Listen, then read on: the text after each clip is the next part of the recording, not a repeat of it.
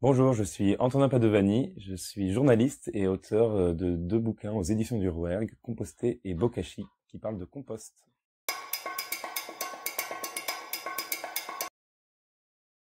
Les techniques de compostage en intérieur se développent. Il y en a de plus en plus pour les personnes qui ont des petits espaces clos. Il y a le lombricomposteur, le bokashi ou encore les composts en pot, qui sont des techniques qu'on décrit plus en détail dans le bouquin.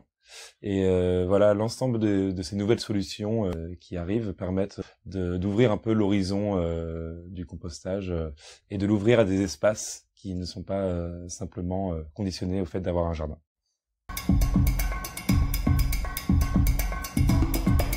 La question des odeurs, elle revient systématiquement quand on parle de compost. Voilà, c'est possible effectivement qu'on a un tas de déchets organiques qui sont en train de se transformer et qu'il y ait des odeurs.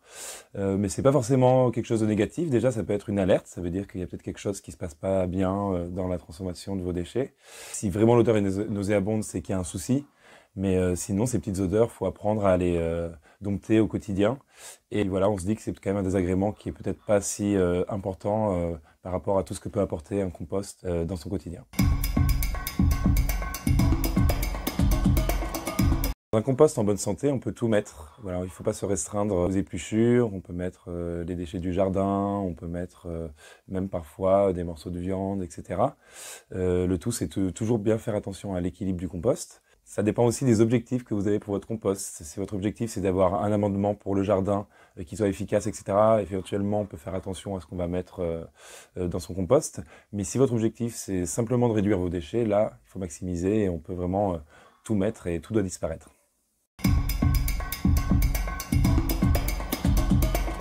Pas forcément, voilà, c'est un certain soin à avoir, une certaine attention à inclure dans son quotidien, le compost, et qui permet, si on arrive à trouver une forme d'équilibre, de contribuer à son épanouissement. Pour moi, un compost qui tourne, c'est assez simple, c'est remplissage, retournage, jardinage. Voilà, il faut bien l'alimenter, le retourner régulièrement pour l'aérer et bien mélanger les choses qui sont à l'intérieur, et puis ensuite utiliser les amendements pour faire fleurir son jardin.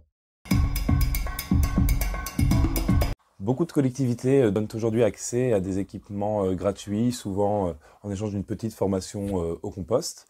Donc ça rend la pratique du compost de plus en plus accessible. Mais il y a aussi la possibilité de faire du do-it-yourself, c'est-à-dire de la récupération, etc., et de créer ses propres bacs, ses propres bokashi. Voilà, il y a de nombreux tutos qui existent et qui rendent vraiment la possibilité de faire son propre matériel gratuitement. Après, ça dépend des envies et des intérêts de chacun. On peut avoir envie de s'acheter un très beau compost magnifique qui va rentrer esthétiquement dans son jardin, ou alors voilà faire un truc qui soit plus pratique et qui corresponde avant tout à la manière dont vous allez l'inclure dans votre quotidien.